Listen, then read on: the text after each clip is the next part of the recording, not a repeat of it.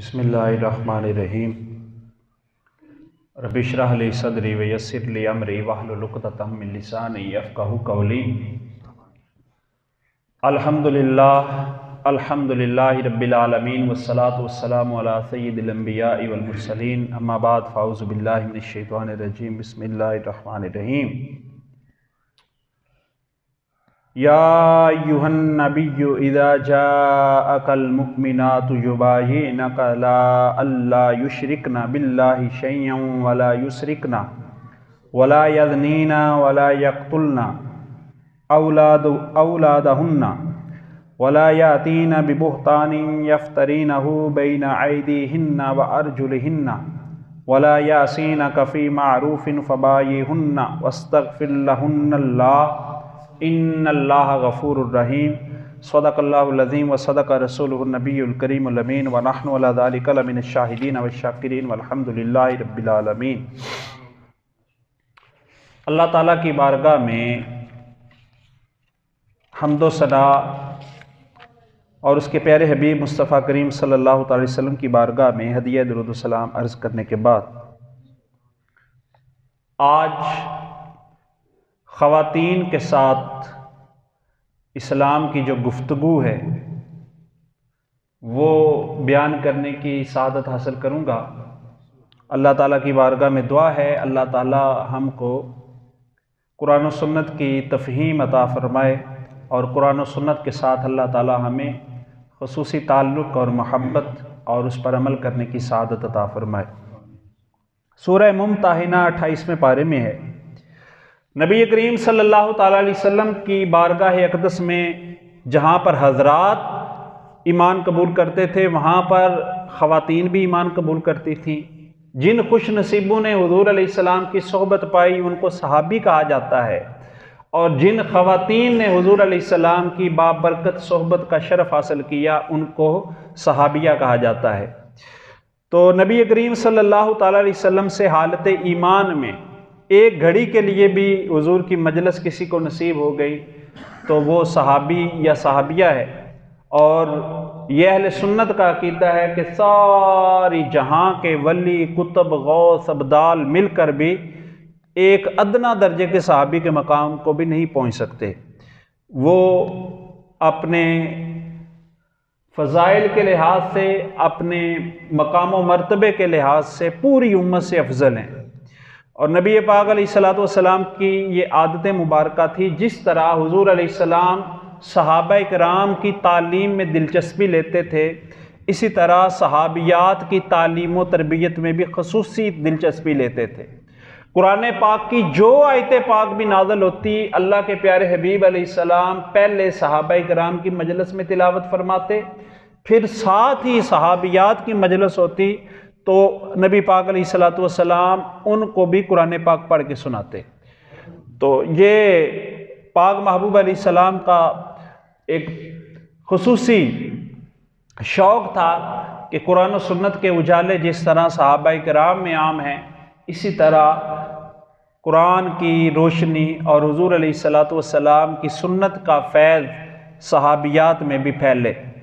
बल्कि हदीस पाक में आता है कि हज़रत अबू सईद खुदरी रवायत करते हैं, सही बुखारी के अंदर ये हदीस पाक मौजूद है कि जात इमरातु इला रसूलिल्लाहि सल्लल्लाहु अलैहि वसल्लम, एक औरत महबूब अलैहिस्सलाम की बारगाह में हाज़िर हुई।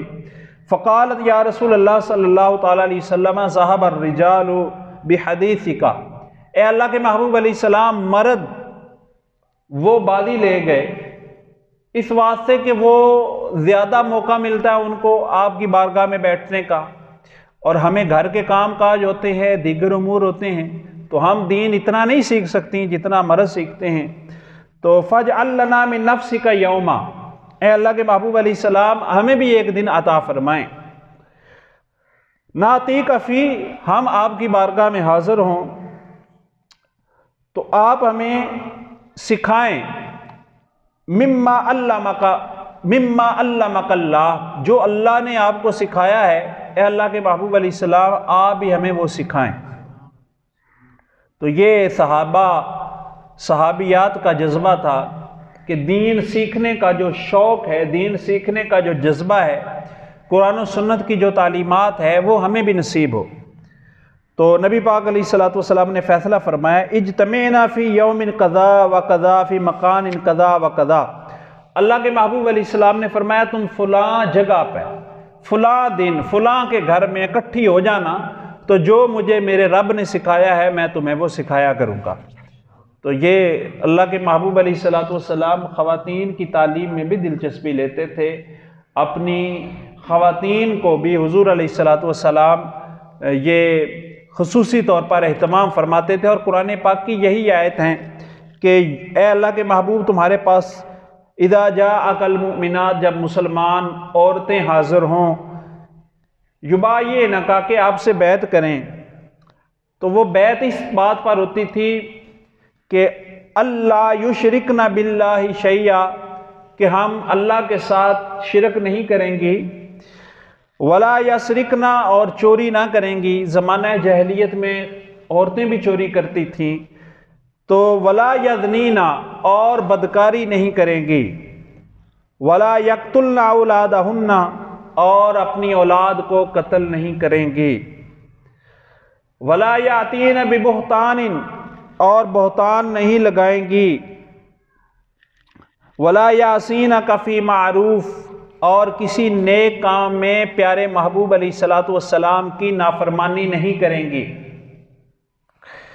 تو اس پر محدثین نے فرمایا کہ حضور علیہ الصلوۃ والسلام کی عادت مبارکہ تھی کہ خواتین سے بھی بیعت لیتے، اور ان سے یہ جو قرآن پاک نے بیان فرمائی ہیں ان پر بیعت ہوتی، اور اس کے ساتھ ساتھ اللہ کے پاک محبوب علیہ الصلوۃ والسلام یہ بھی بیعت لیتے تھے معروف کی جو بیعت ہوتی تھی، ولا یعصینک فی معروف، نیکی کے کسی کام میں بھی حضور کی مخالفت اور نافرمانی نہیں کریں گی۔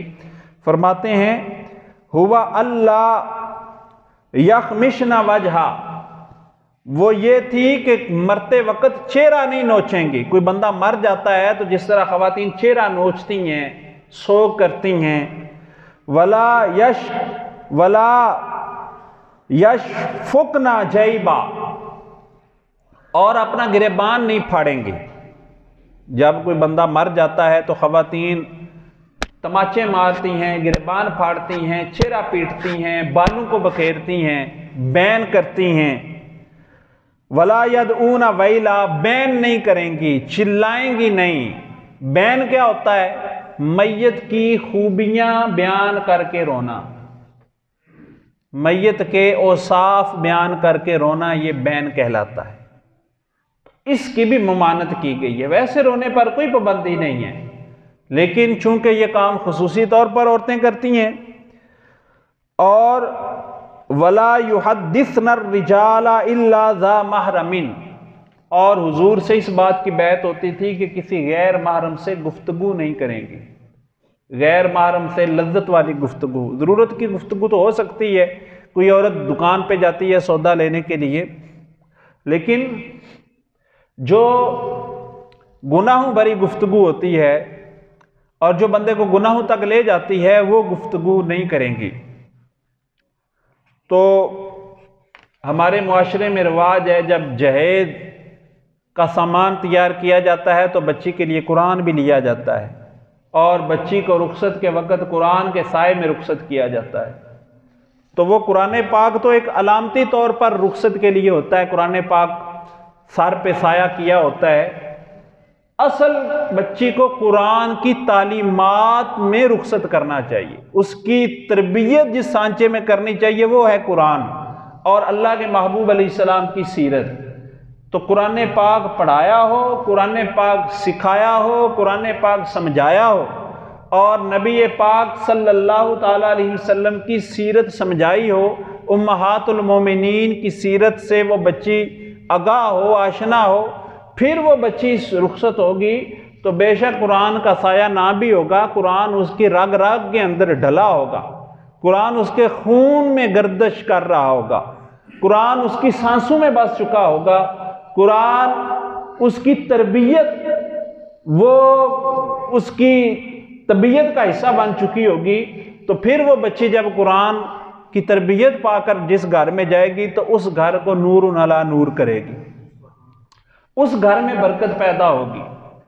اس واسطے یہ قرآن پاک کی آیت پاک اگر صحیح معنوں میں عمل ہو جائے، اب دیکھیں آج ایک ماحول ہے، انٹرنیٹ کا ماحول ہے، چیٹنگ کا ماحول ہے، فیس بک کا ماحول ہے، ٹویٹر کا ماحول ہے، واٹس ایپ کا ماحول ہے، انسٹاگرام کا ماحول ہے، اور ایک طرف اللہ کا قرآن ہے، اللہ کے پیارے حبیب علیہ السلام کا فرمان ہے، وَلَا يَعْصِينَكَ فِي مَعْرُوفٍ، کہ اے محبوب کسی نیکی کے کام میں تمہاری نافرمانی نہیں کریں گے۔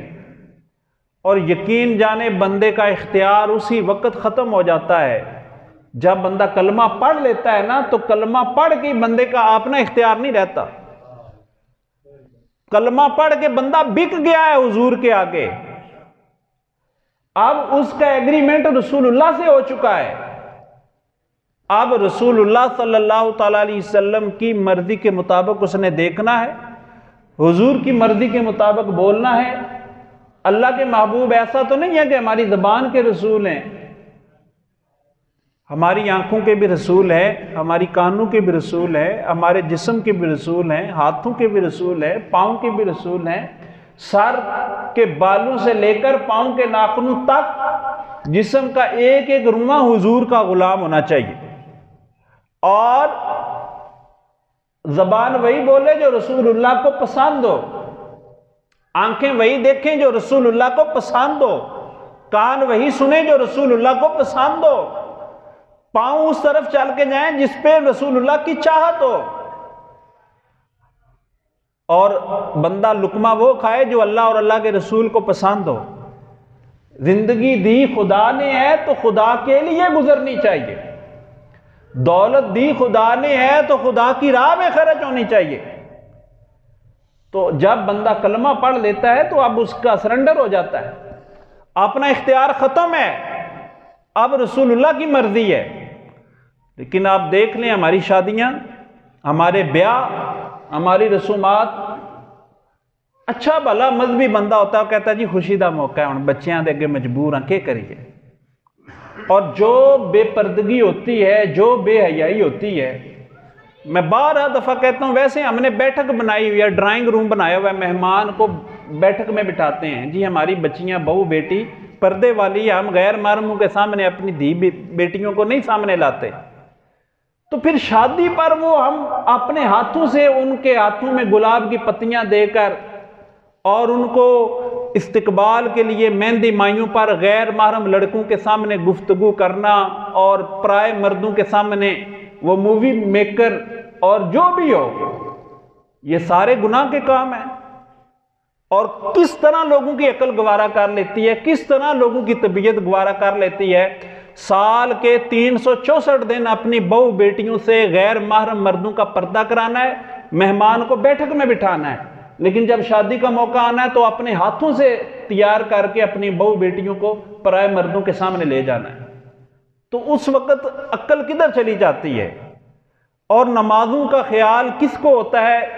اچھا بھلا تہجد گزار بندہ بھی شادیوں والے دن اپنی نمازیں ضائع کرتا ہے، تو کیا اس کا یہ مطلب ہے کہ رسول اللہ صلی اللہ تعالی علیہ وسلم ہمارے شادی والے دن خوشیوں والے رسول نہیں ہیں، ہمارے غموں کے رسول ہیں، یا زندگی کے دیگر معاملات کے رسول ہیں؟ اور یہی تو سیکولرزم ہے۔ سیکولر بندہ اس وقت ہو جاتا ہے جب اپنے کسی بھی عمل سے مذہب کو نکال دیتا ہے، تو ہماری شادیوں سے مذہب نکل گیا ہے، علامتی طور پر برائے نام کا مذہب باقی رہ گیا ہے۔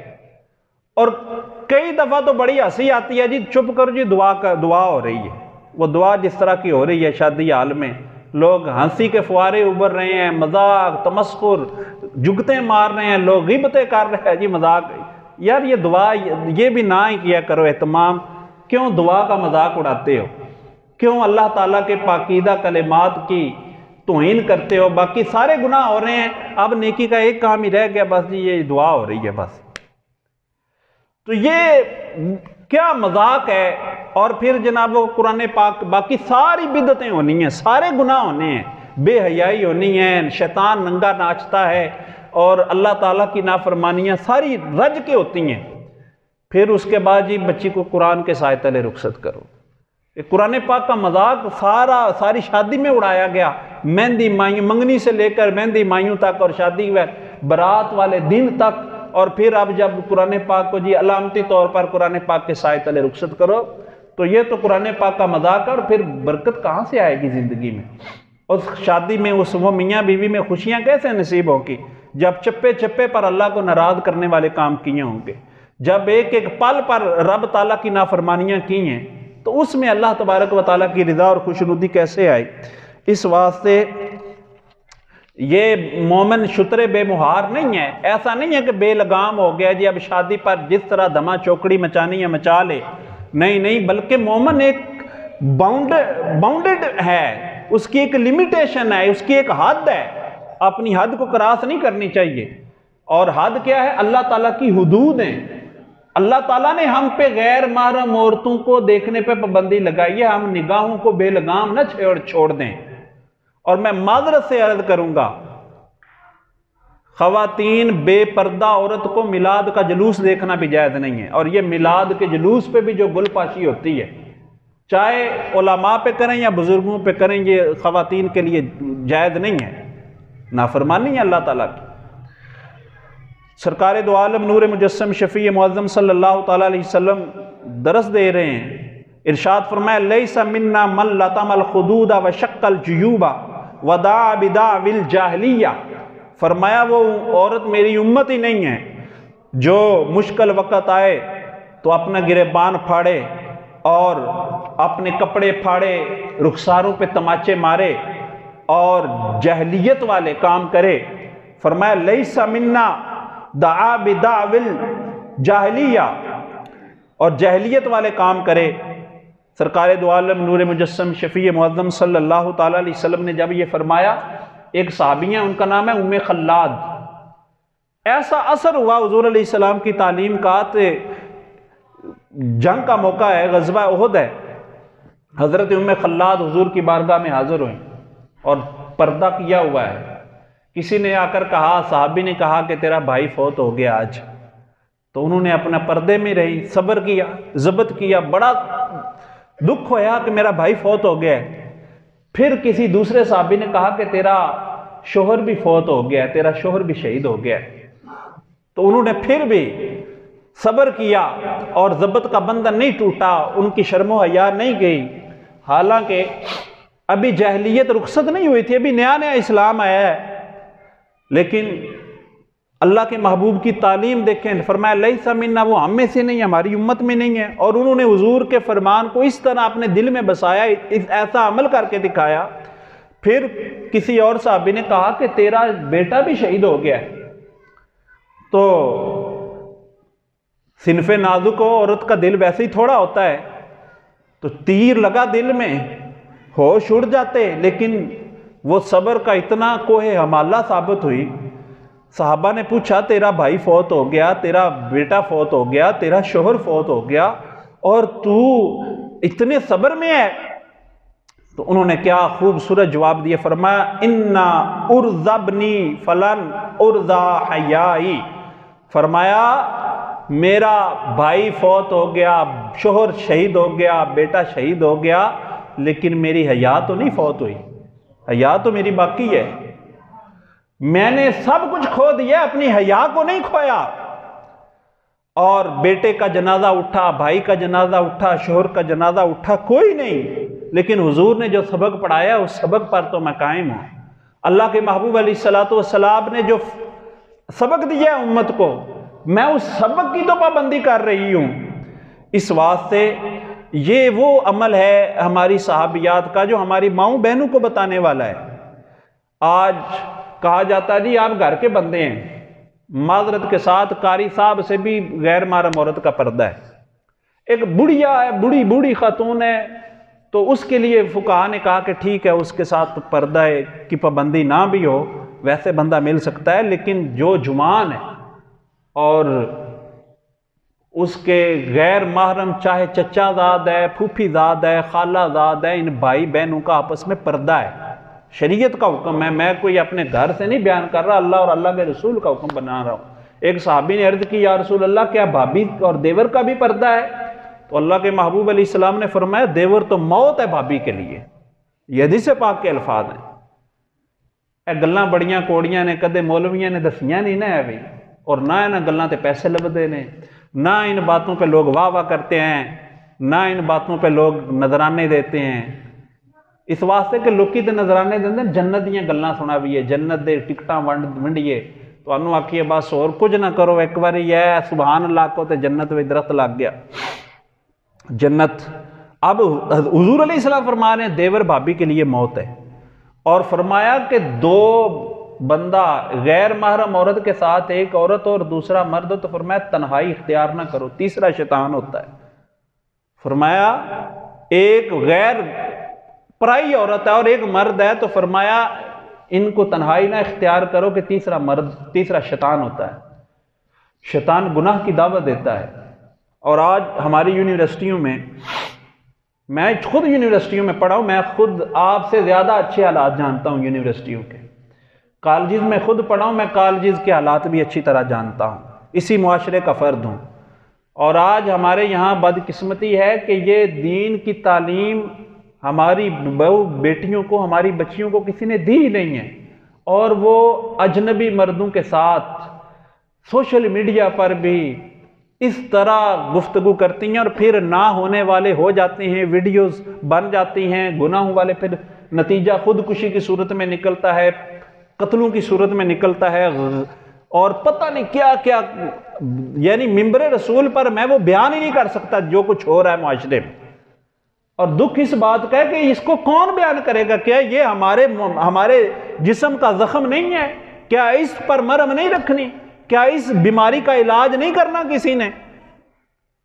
तो क्यों नहीं हमारे यहाँ इस बीमारी का, इस मसले के ऊपर बोला जाता, लोगों को तालीम दी जाती, लोगों को शऊर दिया जाता। अपने बच्चों को हम ये ज़हन देते कि बेटा गैर पराए मर्दों से इस तरह बेतकल्लुफ़ होकर बात नहीं करते। टेलीफोन पर भी जो हमारी ख़वातीन, माँ बाप तो बेचारे मुतमिन है कि बच्चा अपने कमरे में है, लेकिन वो आपको क्या पता कि फेसबुक पर, व्हाट्सएप पर किस किस से राब्ते में है और क्या क्या उनके मामला चल रहे हैं। इस वास्ते अब तो बहुत ही ज़्यादा मुश्किल हो गया है। मैं मतलब अल्लाह ताला से दुआ करता हूँ, आफियत की दुआ करता हूँ, अल्लाह सब की इज़्ज़त को सलामत रखे, अल्लाह ताला सब पर अपना लुत्फ़ व करम फरमाए। लेकिन मेरे भाइयों, बिल्ली की तरह आंखें, कबूतर की तरह आंखें बंद करने से बिल्ली नहीं छोड़ती। अगर हम बस इग्नोर कर दें, दुआ कर दें जी कोई गाल नहीं जी अल्लाह रहम करे, नहीं, इसके लिए कुछ अमली इक़दामात भी करने होंगे। अपनी औलाद की कड़ी निगरानी करनी होगी, अपनी औलाद को सैयदा तैयबा ताहिरा, सैयदा फातिमा ज़हरा की सीरत का बताना होगा। देखें हज़रत ज़ैनब उम्मे सलमा, हज़रत ज़ैनब रिवायत करती हैं कि हज़रत उम्मे हबीबा हमारी माँ है, मोमिनों की माँ है, हज़रत अबू सुफियान की बेटी और हज़रत अमीर माविया रज़ी अल्लाह तआला अन्हु की बहन है।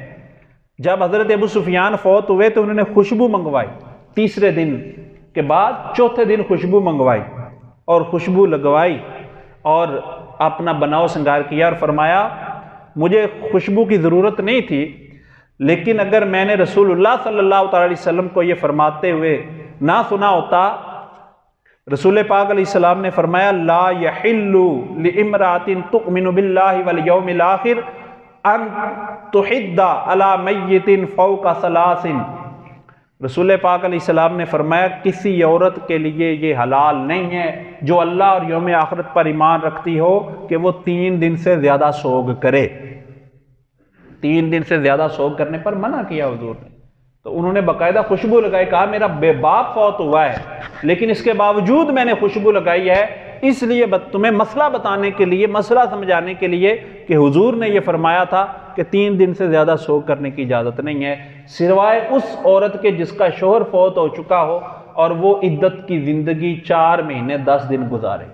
वो औरत सोग में रहेगी 4 महीने 10 दिन, बाकी के लिए 3 दिन से ज़्यादा सोग करने की इजाज़त नहीं है।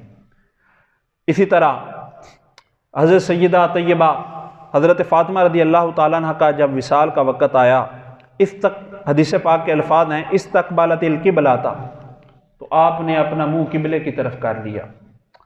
सुम्मा तवस्सदत बियमीनिहा, फिर उसके अपना दायां बाजू नीचे रखा और उसके ऊपर अपना रुखसार रखा।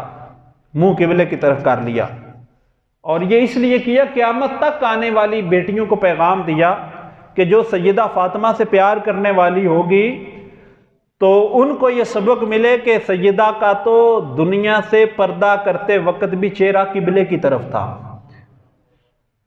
اور وہ خاتون سیدہ سے محبت کا دعویٰ نہ کرے جو رب کو سجدہ نہیں کرتی، اپنا قبلے کی طرف منہ کر کے رب کی نماز نہیں پڑھتی۔ وہ تو جب روح نکل رہی تھی تو اس وقت بھی چہرہ قبلے کی طرف ہے، اور پھر اس کا اثر اولاد میں بھی یہ ہے کہ امام حسین کی بھی جب روح نکل رہی ہے تو سر سجدے میں ہے۔ تو یہ قیامت تک اپنا نام لینے والوں کو بتایا ہے کہ جو ہمارا ماننے والا ہوگا وہ رب کو سجدہ کرنے والا ہوگا، رب کا باغی نہیں ہوگا، رب کا سرکش نہیں ہوگا، رب تعالیٰ کی بارگاہ کا دھتکارا ہوا نہیں ہوگا، بلکہ رب کو سجدے کرنے والا ہوگا۔ امام زین العابدین کا لقب ہی سجاد ہے۔ سجاد کہتے ہیں کثرت سے سجدے کرنے والے۔ آپ 4-4 ہزار دفعہ دن اور رات میں نفل پڑھا کرتے تھے، اتنے زیادہ نفل پڑھتے تھے کہ آپ کا نام ہی سجاد پڑ گیا تھا کہ یہ سب سے زیادہ اللہ کو سجدے کرتے ہیں۔ تو حضرت فاطمہ رضی اللہ تعالیٰ عنہ، آپ نے وفات کے وقت حضرت مولا علی سے پوچھا کہ ان کو وصیت کی، فرمایا کہ جب میرا جنازہ تیار ہو جائے تو مجھے رات کے اندھیرے میں دفن کرنا۔ اللہ اکبر! اب جنازے پر غیر محرم، جنازے پر تو کسی کی نظر بھی پڑ جائے تو کوئی گناہ نہیں ہے، لیکن شرم و حیا اتنی غالب ہے، فرمایا رات میں۔ اور حبشہ میں رواج ہے کہ وہ کھجور کے پتے جنازے پر لپیٹ دیتے ہیں، فرمایا میرے جنازے کی چارپائی پر بھی کھجور کے پتے لپیٹ دینا تاکہ میرے جنازے کی چارپائی کو بھی کوئی نہ دیکھے۔ اور ان کی وہی شرم و حیا ہے، حدیث پاک میں آتا ہے قیامت والے دن بھی جب سیدہ طیبہ میدان معاشر میں تشریف لائیں گی تو اہل معاشر کو حکم ہوگا کہ اپنی نظروں کو جھکا دو کہ شہزادی رسول تشریف لا رہی۔ اس واسطے آج ہماری ماؤں بہنوں کو یہ شرم و حیا کی سکھانے کی ضرورت ہے۔ ٹک ٹاک جو ویڈیو بناتی ہے ماں، اس کی اولاد کو کیسے شرم و حیا آئے گی؟ جو ماں باپ کا کردار ہوگا وہ آنے والی نسل میں منتقل ہوگا۔ آج مسئلہ یہ ہے کہ ماں باپ جو ہیں وہ اپنی ذمہ داریاں نہیں ادا کر رہے، ہم رونا پورے معاشرے کا روتے ہیں۔ لیکن کوشش کریں میرے بھائیوں، آخری بات میں عرض کر رہا ہوں، کم از کم اپنے آپ کو تو ٹھیک کر لیں۔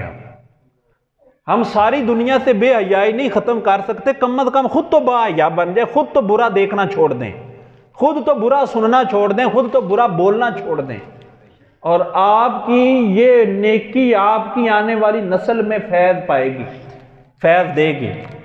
اس کا فائدہ یہ ہوگا کہ جو بندہ با حیا ہوتا ہے اس کی اولاد بھی حیا والی ہوتی ہے، جو بندہ سخی ہوتا ہے اس کی اولاد سخی ہوتی ہے، اولاد دیکھ رہی ہے۔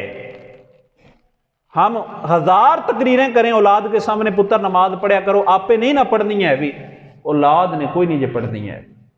اگر ہم خود پڑھ لیتے ہیں، اولاد کو نہ بھی کہیں، انشاءاللہ ان پر اثر ہوگا کہ ہمارا باپ نمازی ہے، ہمیں بھی پڑھنی چاہیے۔ آج اس سلیٹ پر، آج اس بلیک بورڈ پر جو لکھا جا رہا ہے وہ قیامت تک مٹے گئے نہیں۔ بچوں کے ذہن میں جو آج لکھ گیا نا، قیامت تک نہیں یہ ختم ہونا۔ اور وہ لکھا کیا ہے؟ میرا عمل لکھا جا رہا ہے، بچہ دیکھ رہا ہے۔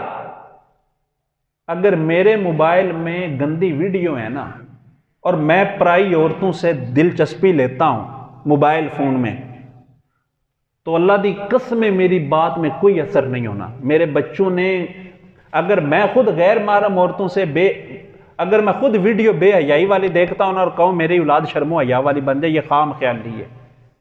اس واسطے میرے بھائیوں، اگر آپ چاہتے ہیں نا کہ آپ کی اولاد سدھرے تو آپ خود سدھر جائیں۔ آپ چاہتے ہیں کہ آپ کی اولاد ٹھیک رہے تو آپ خود ٹھیک رہے۔ آپ چاہتے ہیں کہ آپ کی اولاد نیک ہو جائے تو ایک چھوٹا سا کام کرے، خود نیک ہو جائیں۔ اس واسطے امیر اہل سنت فرماتے ہیں مولانا الیاس قادری صاحب، تربیت اولاد کی نہیں کرنی، تربیت اپنے آپ کی کرنی ہے۔ بڑوں کو سنبھالو، چھوٹے خود سنبھل جائیں گے۔ اس واسطے یہ اولاد کو سکھائیں بھی، درس بھی دینا چاہیے گھر میں جا کے، سیدہ پاک کی سیرت بیان کرنی چاہیے۔ جو آپ یہاں پہ سنتے ہیں وہ گھر میں بھی سنایا کریں۔ تو اللہ تعالیٰ کی بارگاہ میں دعا ہے، اللہ تعالیٰ ہمارے بچوں کو، بچیوں کو اللہ تعالیٰ شرم و حیا کی توفیق عطا فرمائے، انہیں نیک بنائے۔ وآخر دعوانا الحمد للہ رب العالمین۔ سنت ادا فرمائے۔